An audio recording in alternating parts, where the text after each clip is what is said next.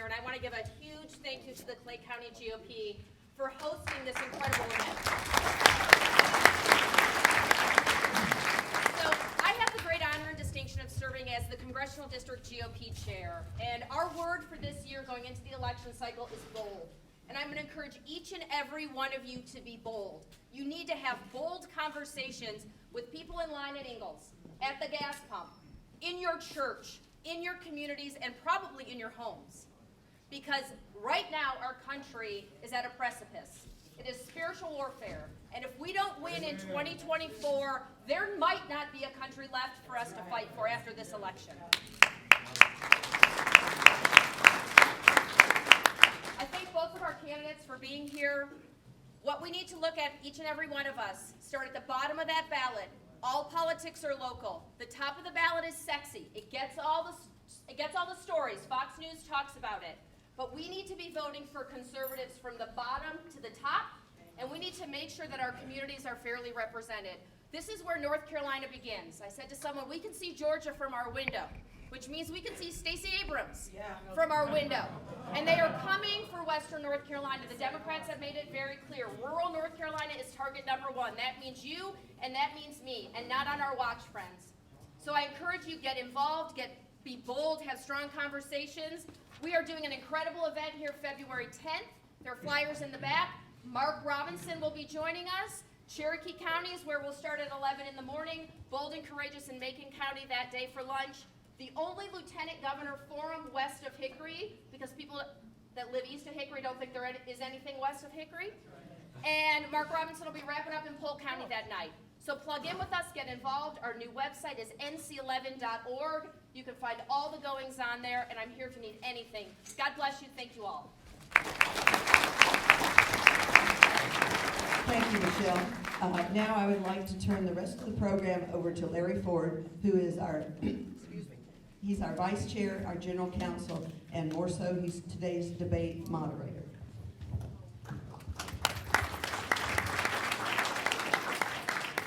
Thank you, Barbara. And it's a pleasure to be here. Well, looks like we're having all sorts of problems with mics today.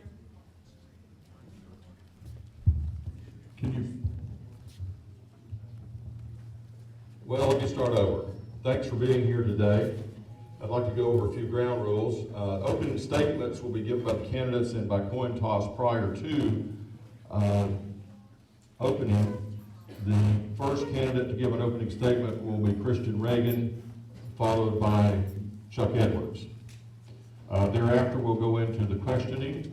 The questions are timed. We should have about 75 minutes worth of questions and answers.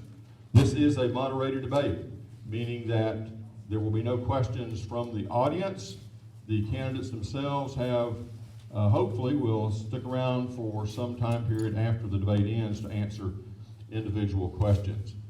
We would ask that you hold applause to a minimum. We don't want applause detracting from either candidate's responses.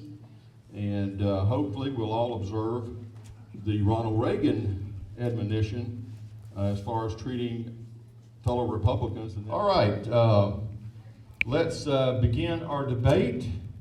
Gentlemen, if you are ready, then the opening statement will be by Christian Reagan, and you got to hold this mic like this. You guys can hear me, right? Yes. It's not dropping out, right? Right. You got to treat it like a carrot, not an ice cream cone. All right, go ahead. Thank you, Larry. I started this campaign about 10 months ago, and I did it because I love my country. The country that I see today is a country that I no longer recognize. 2024, in my opinion, is the last best hope for America. I really believe that. I believe as individuals who love this country, who love God, who love family, I believe it's important that we get involved in politics today. All I can tell you is, guys, from the very beginning, It has been hard work to get to this point, to get my name on the ballot. And today, during the debate, you're going to be able to hear what I believe is important in this country. And on March 5th, hopefully, you will vote for me. But let me tell you this. I'm a strong supporter of Donald Trump. He's the only guy in this country that can drain the swamp. And I want to be in Congress so that I can help him do that. Thank you.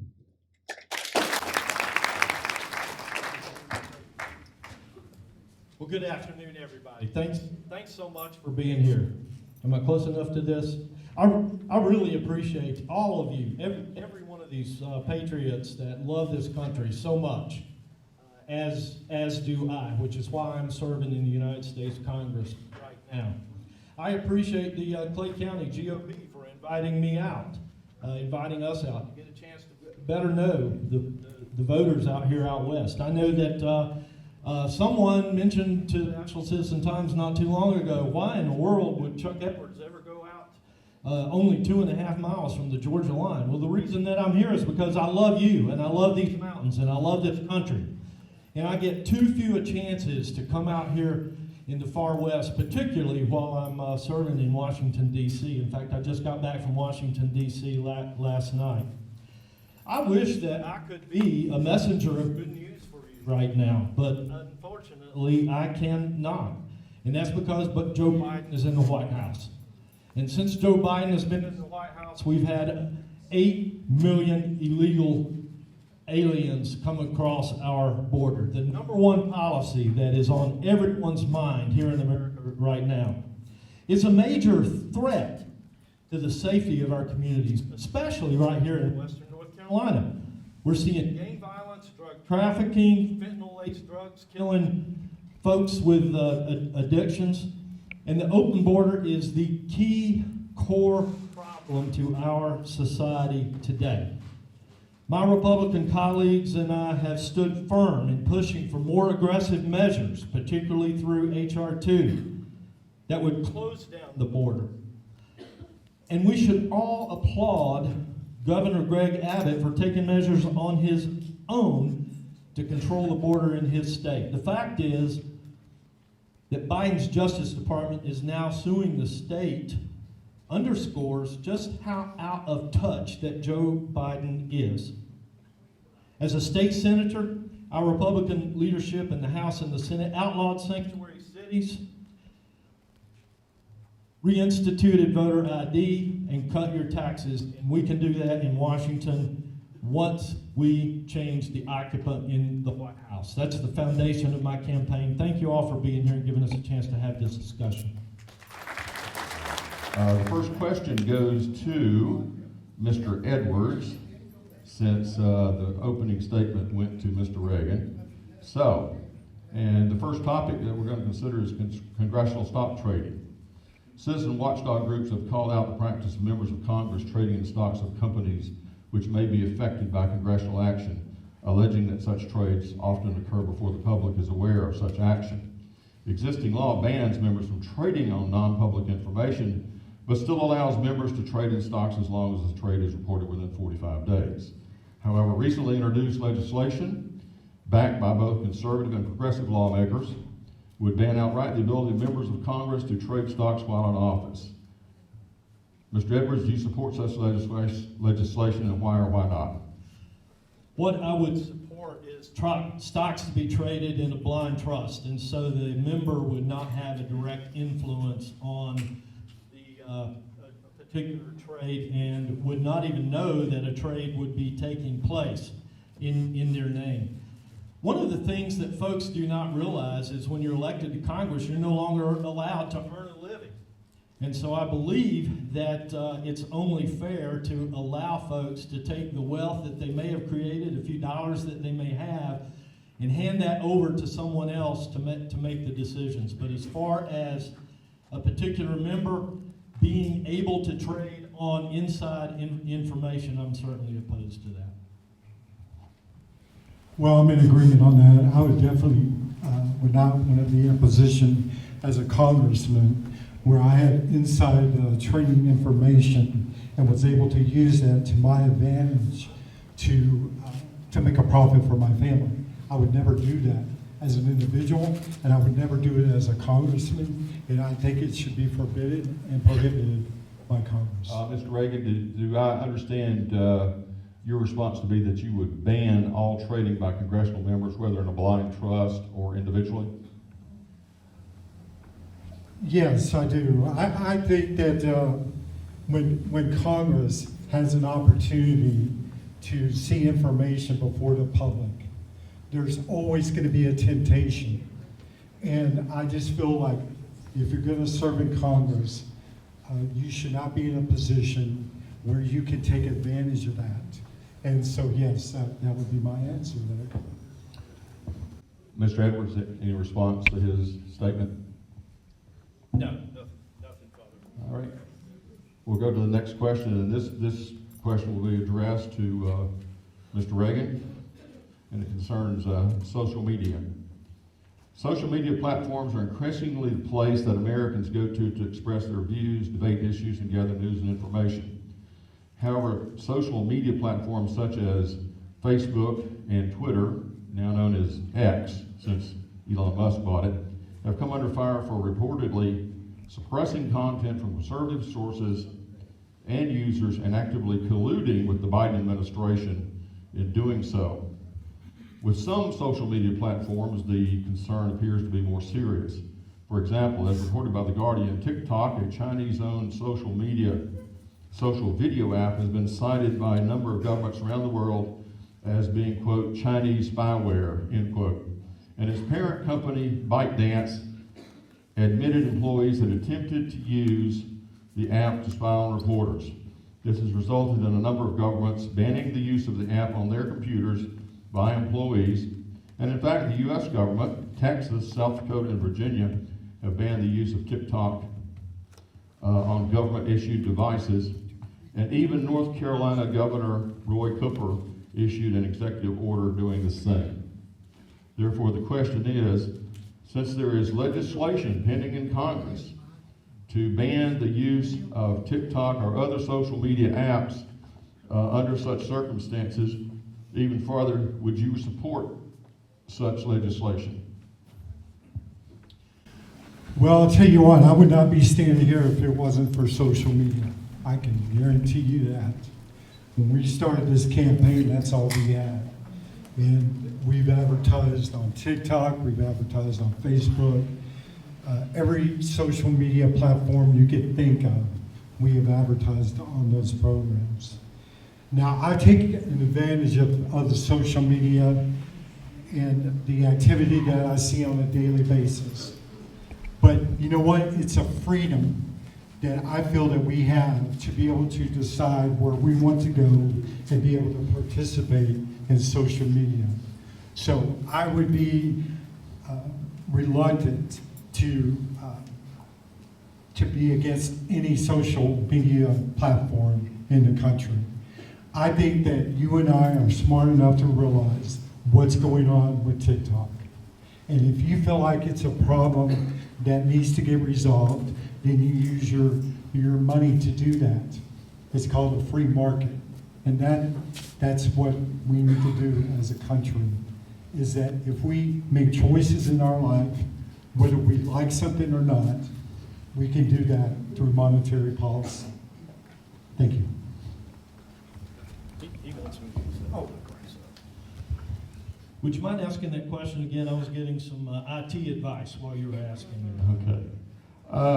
The entire question? No, just the question part. Well, the question was related to there is legislation pending in Congress to ban the use of TikTok, if not other social media apps, even further than these other governments have gone so far. Would you support such legislation? The thing that folks need to recognize and why social media has been weaponized is because Joe Biden is in office.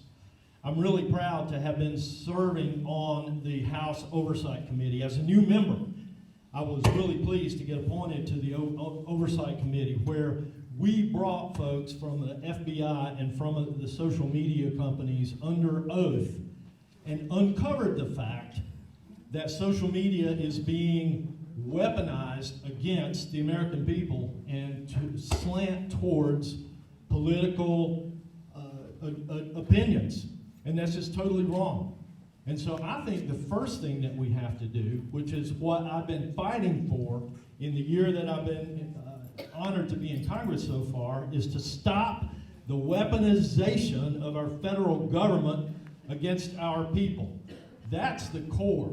I believe that folks should be able to make a decision what platforms that they want to use and under what circumstances, but we've got to get Joe Biden and the weaponized federal government out of the White House if we're really going to enjoy our freedoms in this country.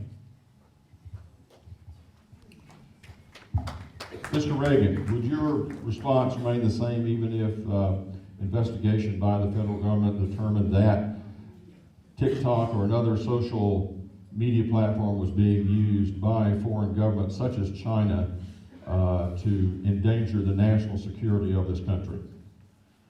Well, I'm for personal freedom. And like I said, the social media platforms that you decide to use should be your business. As far as China and what they're doing with TikTok, that's a real problem. I understand that problem. In Congress, if we're able to identify that issue and we're able to resolve it through legislation, I'm in agreement with that. But for government to shut down a social media platform because they don't agree with what's being said, that's a real problem. And so I'm for personal freedom. That's what I represent. And that's my final answer, guys. Mr. Edwards. And that, was that a new question, or are you asking me to review his answer? The clarifying question was, even if the governmental agencies investigated and determined that a social media app like TikTok or another actually was being controlled by a foreign country and endangered our national security, his response was he would still allow that app to continue in the marketplace. And what is your response? I don't trust the federal government to decide what we ought to be looking at and what we should not be looking at. And I certainly have learned that by sitting on the House Oversight Committee and asking folks under sworn, under oath, how they have been coordinating, how they've been colluding with one another. For example, under oath, I had a line of question for the FBI, and it was clear that they were colluding with social media folks. So what we have to do is stop the weaponization of federal government against its citizens and allow our citizens to make decisions for themselves. Those folks who are at security risk, such as myself serving in Congress, we're under strict orders of what devices we can use and under what circumstances. Those are the things that should be observed to protect our national security interests. All right, next question goes to Mr. Edwards. As it has for some time, the Middle East continues to generate crisis after crisis, many of which present an opportunity for the U.S. to become deeply involved. The Hamas attack on Israel on October 7th, followed by the Iranian-backed Houthi rebels in Yemen attacking shipping vessels transiting the Red Sea, have resulted in the U.S. becoming more involved, from providing material support to Israel to U.S. naval forces taking direct action against Houthi attacked vessels, and of late, actual attacks on their bases in Yemen. On January 11th, Iranian forces seized an oil tanker with ties to the U.S. in the Gulf of Oman as retribution for a previous seizure of Iranian oil traded in violation of international sanctions against Iran. And that resulted in the U.S. and U.K. attacking Houthi staging areas overnight on January 11th with, I believe, maybe one more follow-up attack. The Houthi and Iranian actions run the risk of international trade, especially the crude oil markets, becoming destabilized with likely negative effects upon the U.S. economy. As a member of Congress, do you support, or would you support, direct U.S. involvement in confronting these aggressors? Let's all recognize the reason that our world is in such a dangerous place today. It's because we've got a weak president, one that continues to sit on his haunches and watch these horrendous acts taking place, such as the dictator Putin, the murderer Putin, rolling through Ukraine with intentions of going through Europe. And the world leaders all over are watching his responses and his lack of response. So, Mr. Moderator, with all due respect, the thing that we have to do first is get a strong leader, such as a Donald Trump, back in the White House. We need to support our troops at all costs, because those folks are over there taking risks every single day. This world is a very dangerous place if America does not have a strong backbone, a strong leader in the White House, and a strong Congress that is willing to support the troops and keep them functional, operational, continuing to invest in technology, in weapons, and overcome the overmatch that we currently have with China. Well, I don't know about you guys, but I'm tired of the war machine in this country. Since 1990, we spent $14 trillion. We sent our men and women overseas and they've come back.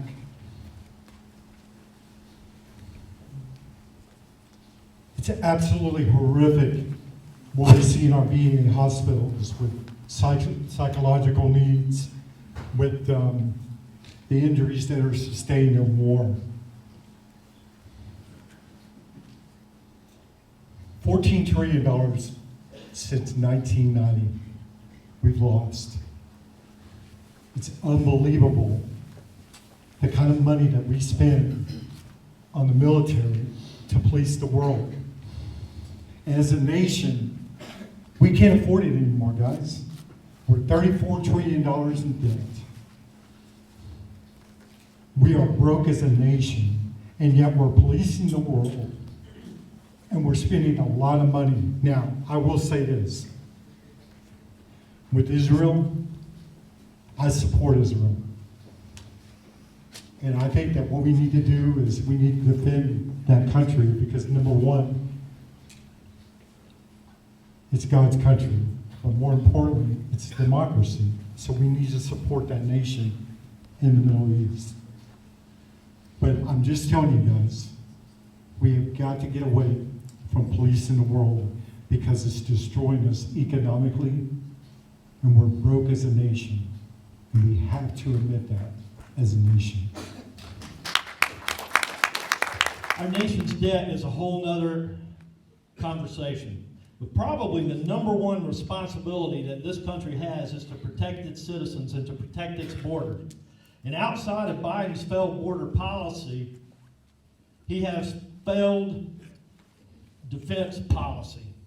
We have never been weaker. We have never had less respect in this world than we do today. And I thought that I heard from the gentleman from Smith County, Texas, that we're spending too much money to defend our country. I would suggest, and if you get an opportunity to look at the number of submarines, the number of nuclear missiles that China and Iran and Russia has relative to the United States, you would agree that we are not spending enough on our defense. There are plenty of other ways that we can save money, but protecting this land is number one. It should be number one for the federal government.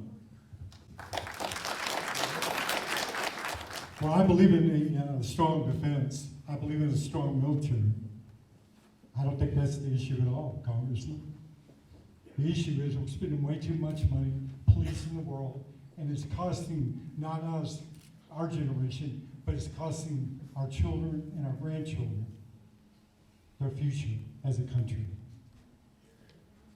I support a strong military. You talk about the southern border. You just said it was 8 million people that illegally crossed the border. It's 10 million, Congressman, in the last 3 years. This country's in trouble, guys. And it's in trouble because of people like this, who are the elite that represent Washington, D.C. And they come here and they have the jargon. They have it down. But the point is, we've got to change how we do things as a country. And we will never do it with people like this. Due to his remarks, we'll allow Mr. Edwards to respond again. I need the gentleman from Smith County, Texas, to recognize there is nothing elite about Chuck Edwards. I was born over here in Haywood County. I got to watch my family's lights turned out many times. I got to watch our car repossessed. I lived in mill housing. I lived in trailers. And I worked my tail off all my life like my mother and my father did. There is nothing elite about this person who has asked to go to Congress and represent you, because I understand how hard people in these mountains work and what it takes to live the American dream. I totally reject anyone that thinks that I am elite. My wife and I once went and found 83 cents so that we could buy kerosene to keep our house warm through the night so I could get paid the next day. That is not elite. Thank you. I think you've made your say. And we're going to move on to the next question now. I never used the word elite. I never used the word elite. No, sir, I did not. Yes, you did. I have it on tape. All right. Before I have to call the sheriff, we're going to move on to the next question. A little bit of an overlapping question perhaps, but we're going to cover it nonetheless. Since Russia's February 2022 invasion of Ukraine through early December of 2023, the United States has sent more than $75 billion in cash and equipment to Ukraine for its defense. Many Republicans in the House and Senate are questioning sending more taxpayer dollars into what is perceived as a, quote, faraway, end quote, conflict. In fact, on Thursday, a report stated, quote, the U.S. government failed to properly track more than $1 billion worth of weapons and military devices sent to Ukraine, end quote, according to the Defense Department's Office of the Inspector General. In light of this, and this question goes to Christian Reagan first, do you support continued funding of Ukraine in its fight against Russia? And if so, do you support increased supervision and or limits over the distribution of such aid? Well, like I said, since 1990, we've spent $14 trillion on all these military efforts. We started out in Afghanistan, and when we started out, it was with the Taliban. When we left 21 years later, the Taliban was in control. We went into Iraq. We were looking for weapons of mass destruction, and we didn't find them. What we left behind was a destroyed Iraq. It can no longer counter the efforts of Iran. And so Iran is in total control of the Middle East, creating havoc throughout the world. And now what are we doing? We're in Ukraine. We spent north of $125 billion in Ukraine. It's a slush fund. It's well established that the people that are receiving the money, it's not going where it needs to go.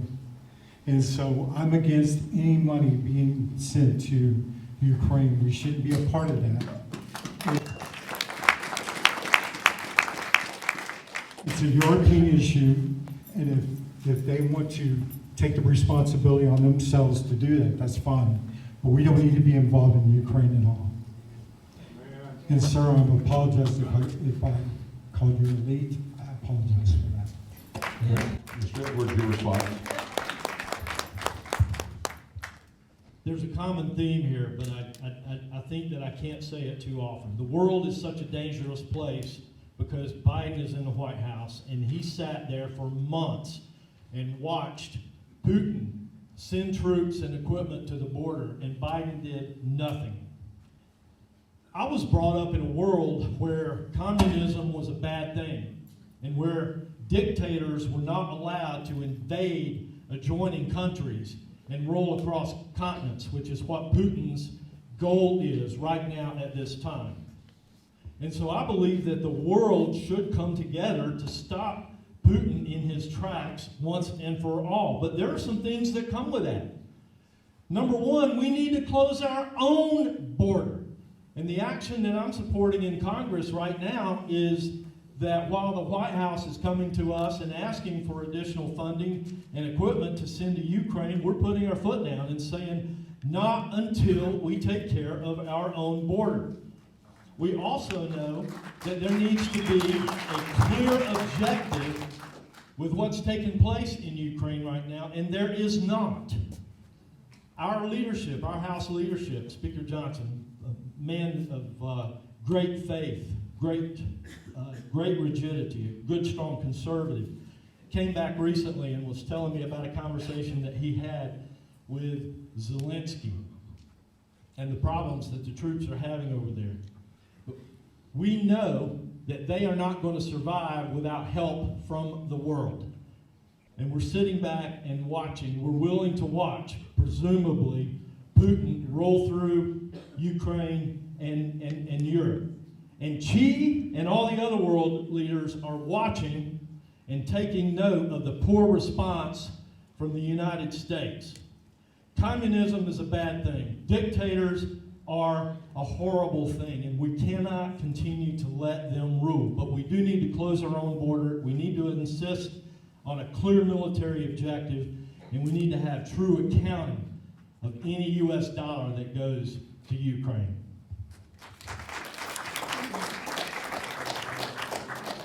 Moderator has a follow-up question here to Mr. Reagan. Given your stance of we should be isolated from Ukraine and not taking part in the defense of, well, it's a part of isolationism. But anyway, you said we shouldn't be in Ukraine. We shouldn't be funding them. Is that correct? What if Russia succeeds in taking over Ukraine and then goes against bordering countries which are members of NATO, and some of the military members in this audience know what happens when NATO members get attacked? The U.S. is a NATO member and has to respond. So would you rather fight now or a bigger war later? Well, what I would like to do is I'm a avoid. moderator. Mr. Sheriff, You want me to answer the question? go ahead. Okay. Well, what I'd like to do is calm your supporter down. what I would like to do is avoid the war altogether. That's what I would like to do. You're in agreement with NATO, Larry? Yes.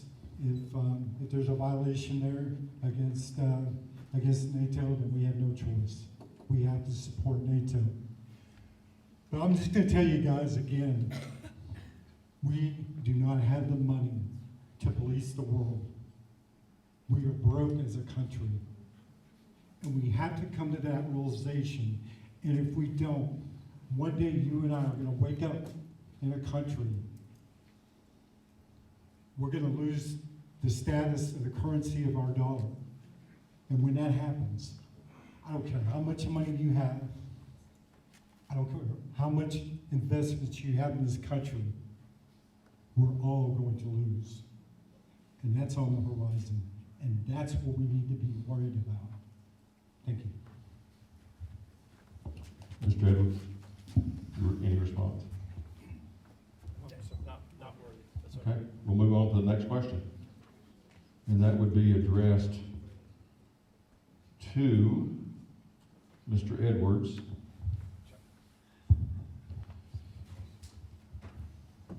Millions of retired Americans rely upon Social Security and Medicare to meet their retirement income and health care needs.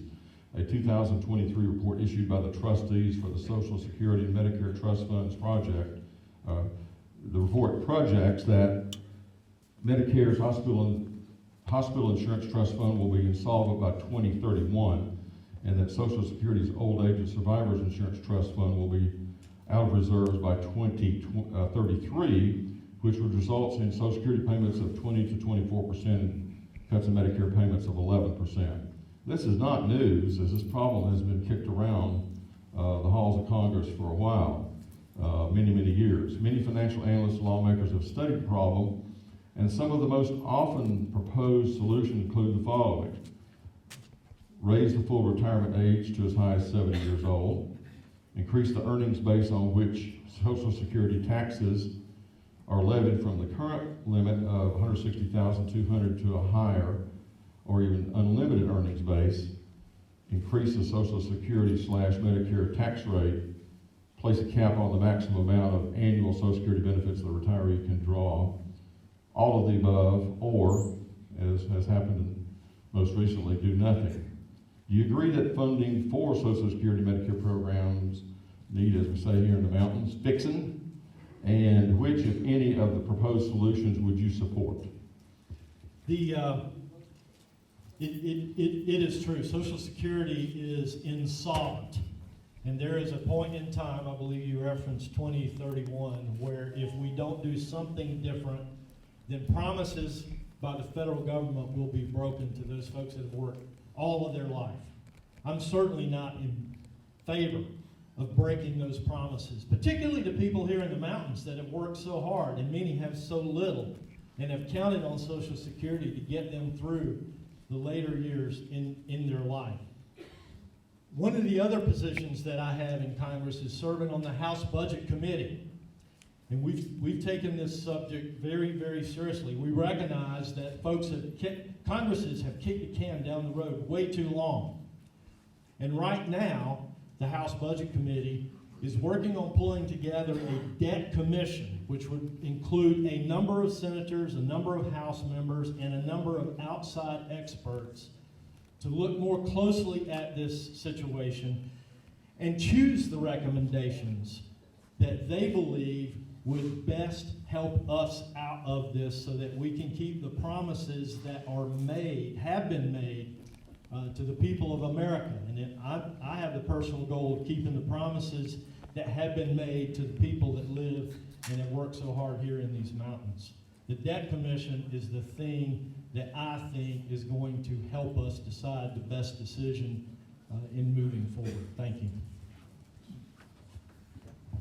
Social Security is the golden promise. It's the golden promise that was given to you and me when we first got into the workforce. And all those years that we worked put into the system.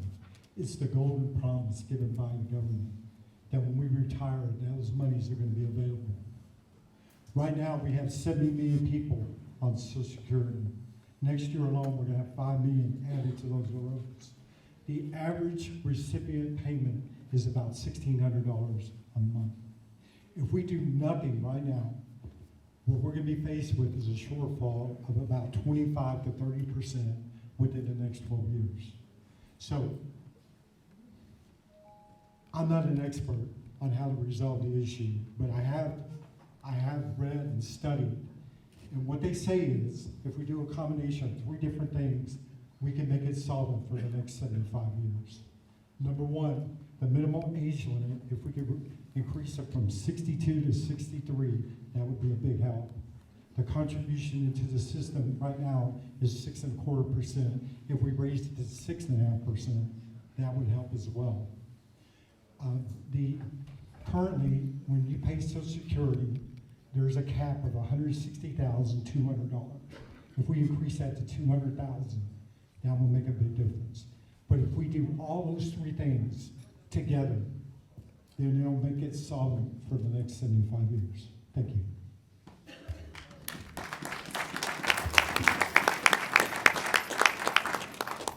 Mr. Edwards, any further statement or rebuttal? All right, we'll move on to the next question.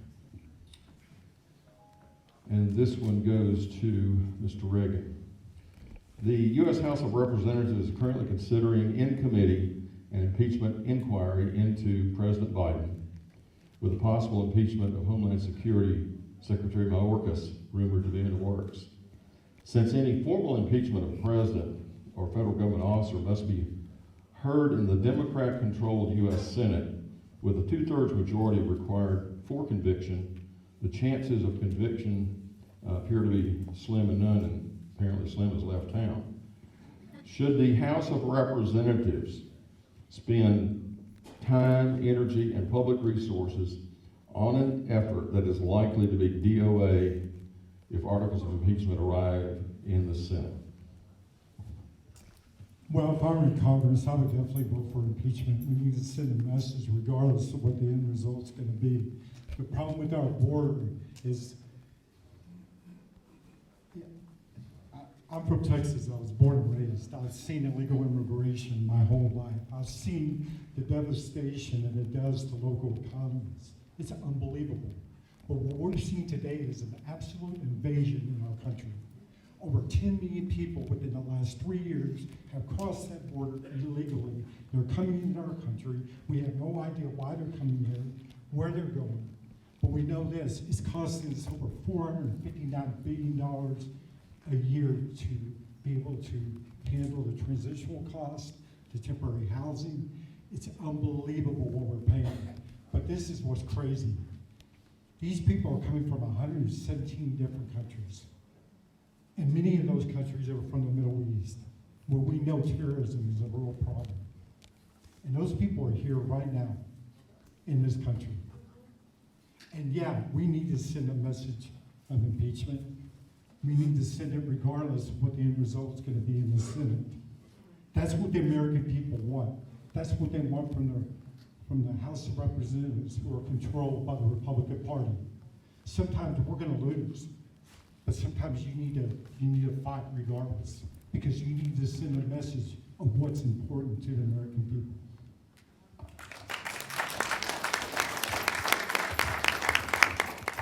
Absolutely. We need to continue with impeachment hearings over both Secretary Mayorkas and Joe Biden.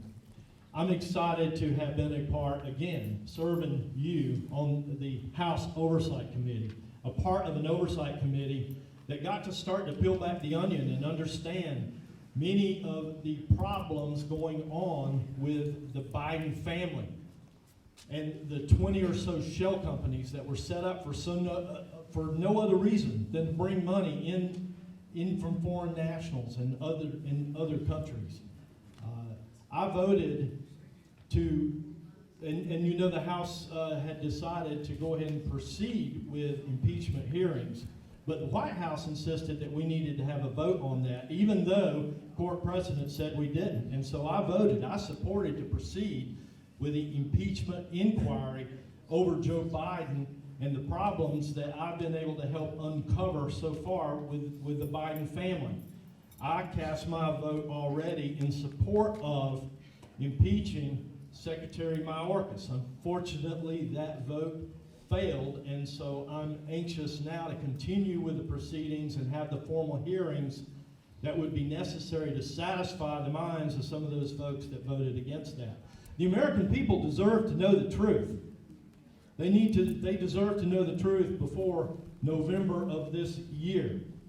And we might just find some laws that are not in place already that we need to put in place to prevent actions such as the weaponization and dereliction of duty that we've seen from the Biden family and from Mayorkas. So most certainly we should proceed with impeachment proceedings. Do you vote? All right. Yeah. Okay. Well, unfortunately, you guys have already stampeded all over some of the remaining questions here, but we'll go through them anyway. And Mr. Edwards responds first to this one. The gross U.S. federal debt has now grown to roughly $34 trillion. The federal debt is now 123% of the gross domestic product. Most economic experts regard this as unsustainable. As Congress, quotes, holds the purse strings, end quote, where does the growth in federal debt stop? As a member of Congress, what are you prepared to do to stop the growth in federal debt? It is true. This country is bankrupt. We are in horrendous financial shape. Joe Biden has added, let's round it off and say $8 trillion in the last 3 years. The 117th Congress spent money that we did not have, and they left the 118th Congress to try to clean that up. The tough part about that, although we have been putting forth resolution after resolution, plan after plan, and again, I serve on the House Budget Committee where I helped put together a budget resolution that puts us back to saving $16 trillion in the next 10 years, and in the 10th year, we'd have a $130 million surplus. Those things cannot be a reality, however, until we have another branch of government under Republican control. There is no way that Schumer's Senate is going to allow that to happen. There is no way that President Biden is going to sign a resolution of that point. And so what we need to be doing right now is clawing back every red cent that we can, given the unbelievable thin majority that Republicans have in Congress. And that's exactly what I've been fighting for, like I did in North Carolina, but we're going to have one more branch of government to make that a reality.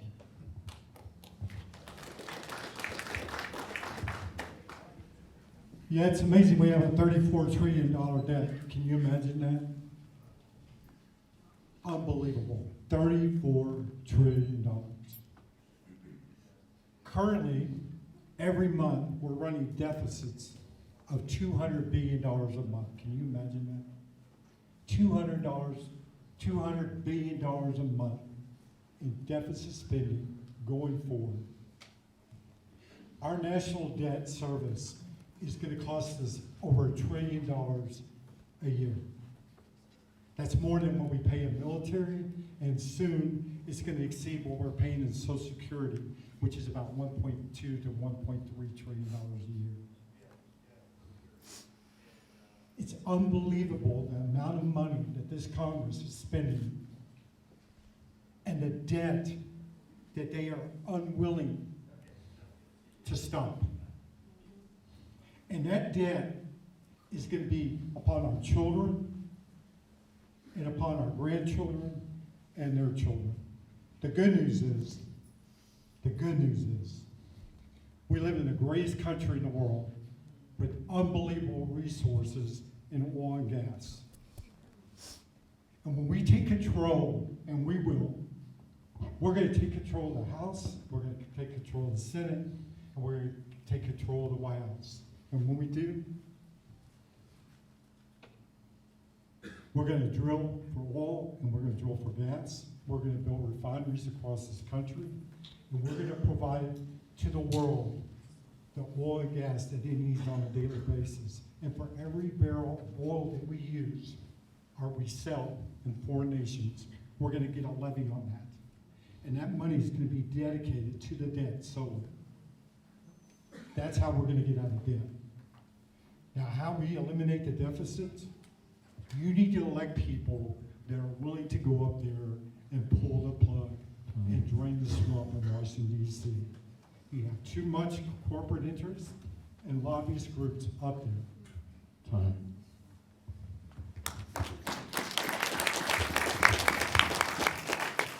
I don't think there's anyone in this room that would argue that we're spending way too much money. I can tell you there's some Democrats on the House Budget Committee that would argue, and they're trying to stick their head in the sand and say that the $34 trillion debt is not a problem.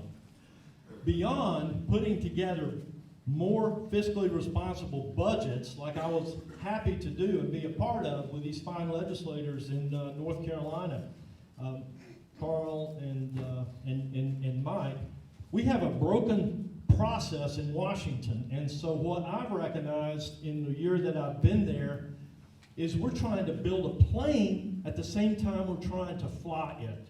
The 1974 Budget Act is full of problems and many loopholes that folks since then have figured out how to use to add spending that the American people are not even aware of.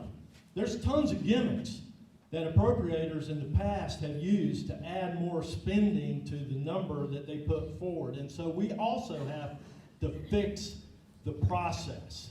And on the House Budget Committee, I'm very, very deep in fighting for that for you right now. All right. Next question, and Mr. Reagan will answer first. The U.S. government encourages the purchase of expensive electric vehicles, commonly called EVs, by providing a subsidy or rebate on the purchase of each EV ranging from $6,500 to $7,500. Purchasers of gas-powered vehicles do not enjoy such rebates or subsidies. As more experience with EVs emerge in the marketplace, many problems with the day-to-day operations of EVs have emerged. In fact, organizations such as the Association of Mature American Citizens and the Federal Society have pronounced EVs as a, quote, scam, end quote. As a member of Congress, would you support continued U.S. government subsidies of EVs? If so, why? And if not, what will you do to stop it? Well, I'm not a believer in climate change. The only climate change I know of was 10 years ago when we were building our cabin up here in the mountains. I left at 5 o'clock in the morning in August, and it was 52 degrees, and when I got to Texas the same day, it was 104. Yeah. So that's the only climate change that I'm in agreement with. This green energy, let me just tell you guys, it's a scam. That's what it is. It's a scam. All right. The prime purpose of green energy is to extract money from the middle class in this country and destroy it for good. Because I want to tell you that there are people in this world that want to dominate the United States of America, and the only thing that is in between their way and what they want is the middle class in America. That's the truth. I'm absolutely positive that if we have the right people in Congress, the right person in the White House, we can establish programs in the United States of America that is going to get us out of this debt problem that we have. It's going to create new jobs for America. But we have to drill for oil, we have to drill for gas, and we need to build refineries. We have 130 refineries in this country, 130. And only 13 of those have been built since 1977. That's crazy. We don't need to invest another dollar in green energy. We need to invest in oil and gas, exploration, and refineries.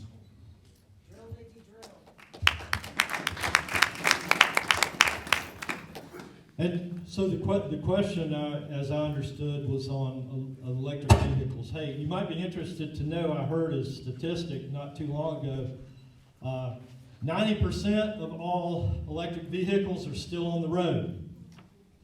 Fortunately, the other 10% made it home safely. There's a fallacy there that is trying to be rammed down our throats that we're just not willing to accept. I serve on a Congress that at every turn has been scraping to drag back the green energy funding through the Inflation Reduction Act. I serve on a Congress, I serve on the House Oversight Committee that is working to drag back all of the requirements through through the various federal agencies that would require standards that would essentially force folks into vehicles and dishwashers and gas stoves and things that they don't want to use, nor can they afford. There was even a House member in an Oversight Committee meeting a few weeks ago that I leashed out against. She went so far as to say, I think her name was Stansbury from New Mexico, she went so far to say in a committee hearing, you all are going to be driving electric vehicles by 2030, whether you want to or not. I totally reject that. And I don't believe that we should have a federal government that believes they can ram those decisions down our throats. If you want to own an electric vehicle, I think you have every right to go and do that and buy it at full purchase price without asking the people here in these mountains to help fund that.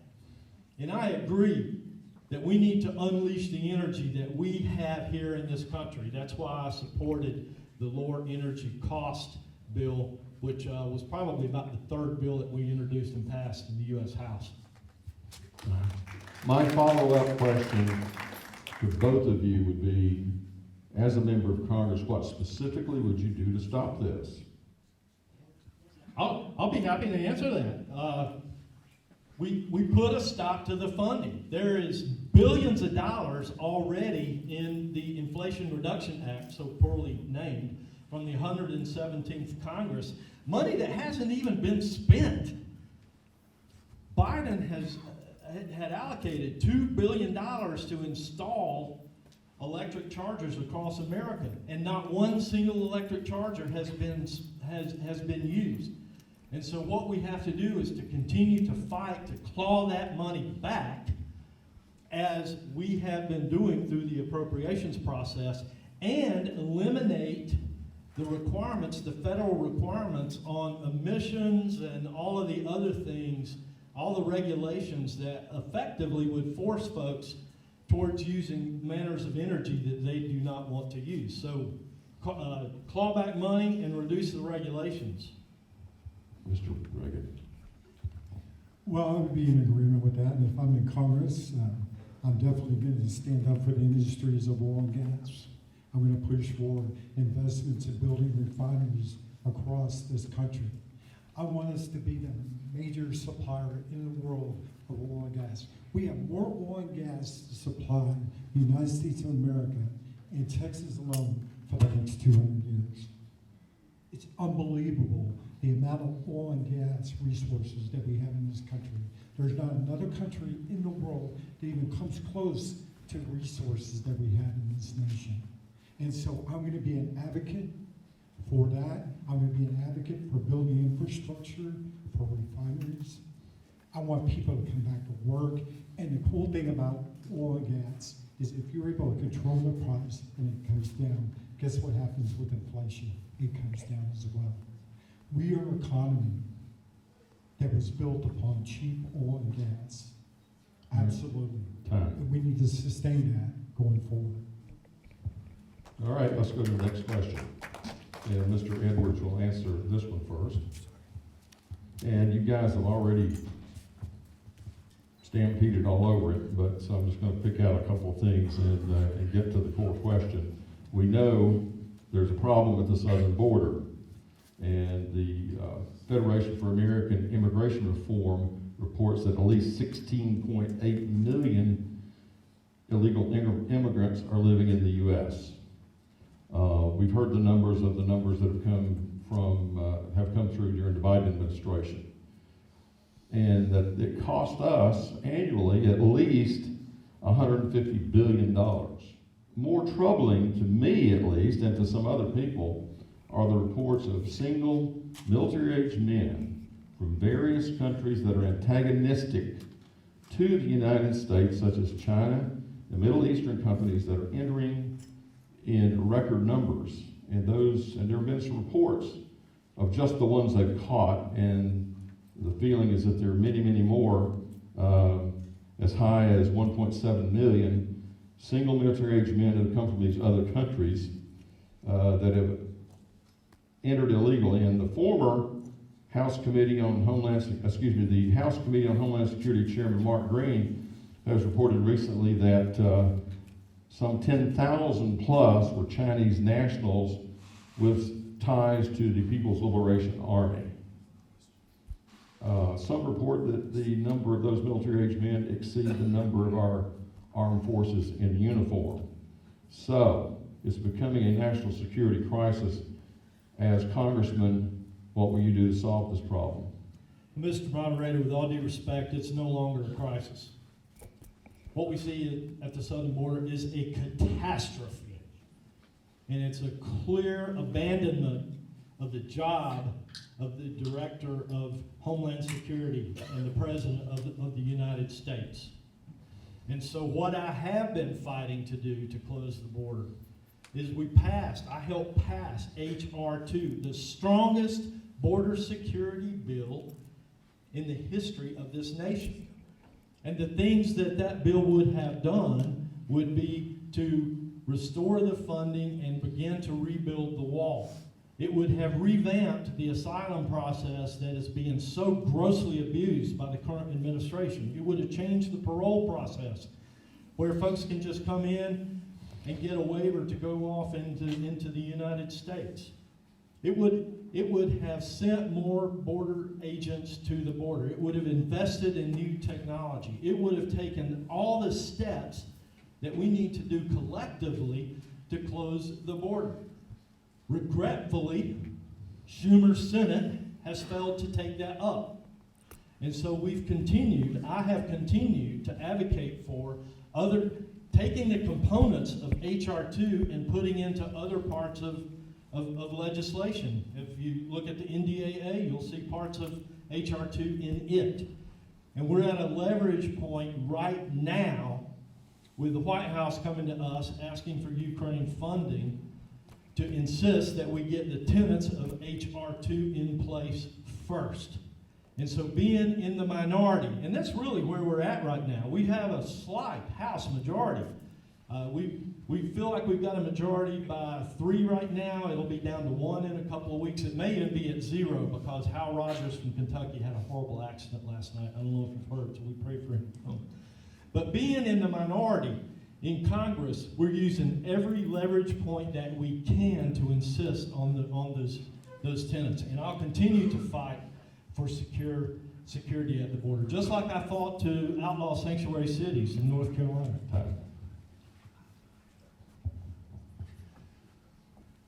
Well, being born and raised in Texas, I've seen illegal immigration my whole entire life.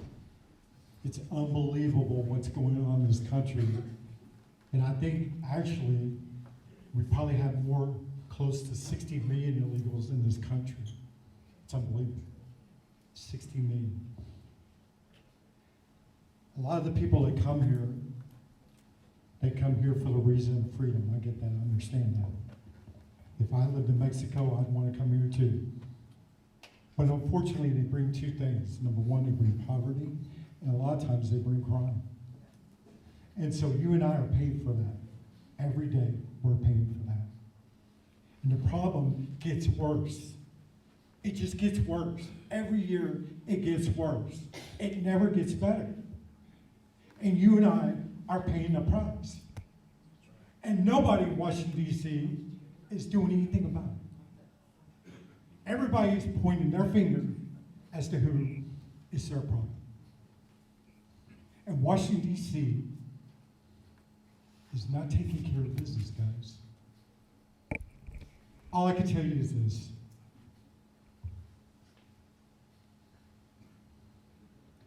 I love America.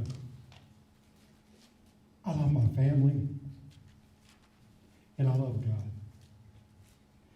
And if you give me the opportunity to go to Washington, D.C.,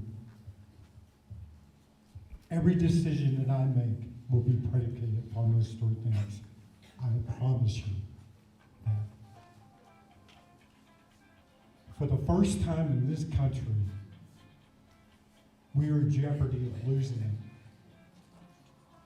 And we have to wake up as a people and realize we have to do things differently. And that southern border has to be shut down. We have to use the military to do it. We have to do that. We have no choice.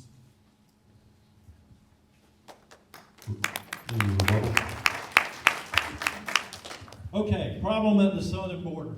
Check. Problem at the southern border. Check. All of you recognize it. The gentleman from Smith County, Texas recognizes it. I recognize it. You recognize it. What I did not hear was any solutions beyond what we're doing right now. And I totally reject the idea that nobody in Washington is trying to do anything about it.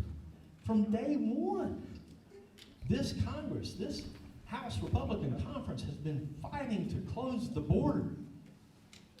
I went this past summer and visited the border myself and saw it for myself.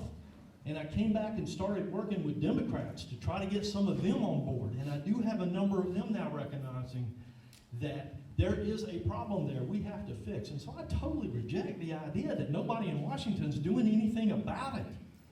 Unfortunately, we do not have the political makeup in Washington right now to do the conservative, to take the conservative actions that we'd like to make.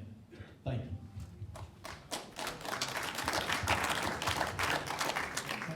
All I can say is the time for talk is over. I mean, we're way beyond that. You know, these guys come here and they come for re-election, and, you know, the two things they talk about is, you know, the reckless spending in Washington, D.C., and how the debt's out of control, and deficit spending is beyond something I've never seen in my life. And they talk about the southern border and how the problems continue to progress. And I've seen that my whole adult life. The last 40 years of my life, I've seen this play out. The debt gets worse, deficit spending gets worse, and the southern border is a problem. Now, I didn't say that people in Washington, D.C., that they're not trying. I'm just saying that you guys are not getting it done. And it's over a lifetime of choices. I mean, my goodness, man. I'm 61 years old. I've been paying taxes for the last 40 years. So I've seen 20 election cycles in my lifetime, Congressman. Time.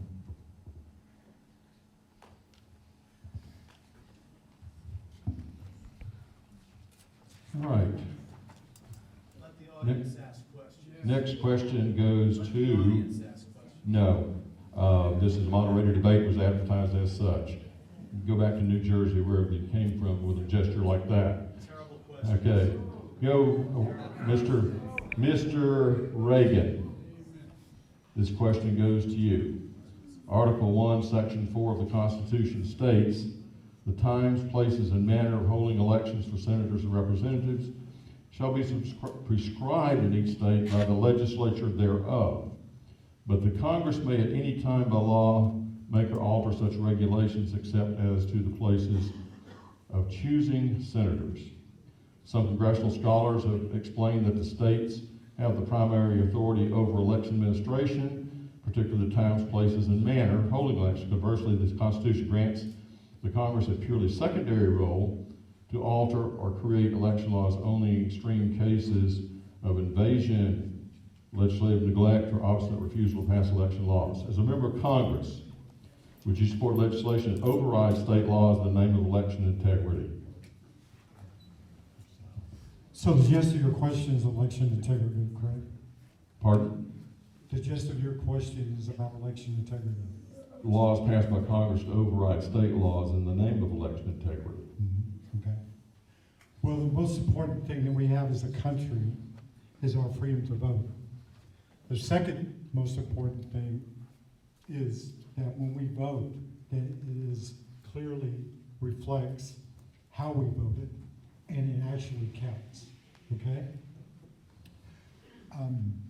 As far as the state's concerned, that's the state's responsibility. So you have 50 individual states, and they come up with these rules and regulations regarding how a person's gonna vote in their precinct, in their county, and in their state.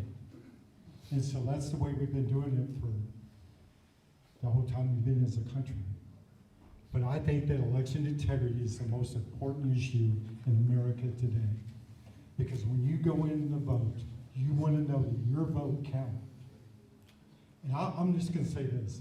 In 2020, that election was a real problem for America. When I woke up the next morning, I thought Donald Trump had won that election by a landslide. But within the next 4 years, or next 4 days, what did we see? He lost that election. And it was done by a process that we know was unfair. And so states have an important role in how they establish elections. And I believe that the federal powers should not be involved in that at all. So that would be my answer there. Yeah, I disagree. that the federal government should not be involved in that at all. I certainly believe that we can, on the federal level, as I have, worked to influence how states conduct their elections without trampling on Article 4 of our Constitution. I helped introduce and write the ACE Act that provides key points of how states should conduct their elections. I believe that the federal government can say, as I did in this bill, that you should not be able to vote if you're not a citizen of the United States. In fact, in spite of the fact that there are states out there. And so, no, I would not be in favor of allowing states to be able to abuse our election system like that. Another provision of that is that states should not be allowed to take third-party money as zuckerbucks to influence their elections. And so, yes, I vehemently disagree with the fact that the federal government should not have a role in that. I wrote the provision of that act to eliminate ballot harvesting. No state in this country under that bill should be able to receive federal elections funds if they allow ballot harvesting. I came back from the border and wrote the provision that said that the census should not count non-citizens, as President Trump had in place, and the Supreme Court overruled it. And then I went on and introduced the bill that I think we named it "No Representation Without Legal Immigration," which says that if non-citizens do exist in a municipality or a state, they are not included in the apportionment numbers for representation. So there are things that we can do on the federal level, and I've been fighting on that level to provide safer and more secure elections.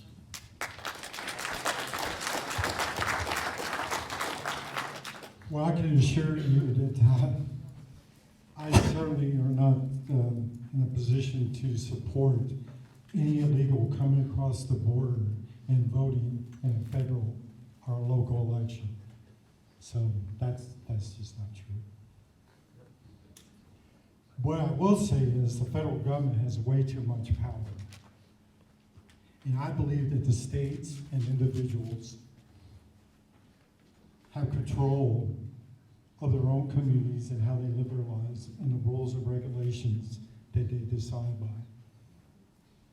Now, I've already told you, number one, I'm for election integrity. And I think that needs to be important in every state of the union. That has to be important. So, illegal immigration, you know my stance on that. I certainly would not want it legal to vote. That's crazy. I would not do that. Mr. Edwards, you would like to respond to a statement you made? Yeah, I agree. The federal government in many cases has way too much control. But this is an area where I believe the federal government has a responsibility.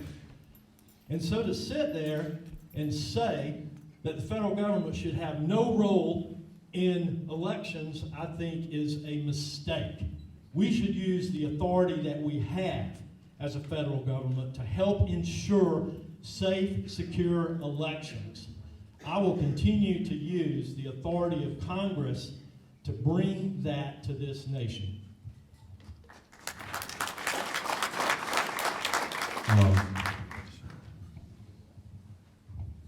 Ladies and gentlemen, we've reached the end of the time allotted for this debate. I want to thank both candidates for coming out to debate today, especially the long trek for Congressman Edwards out to this neck of the woods. Sure some folks in Nashville thought they'd be driving off the end of the world to come out this far.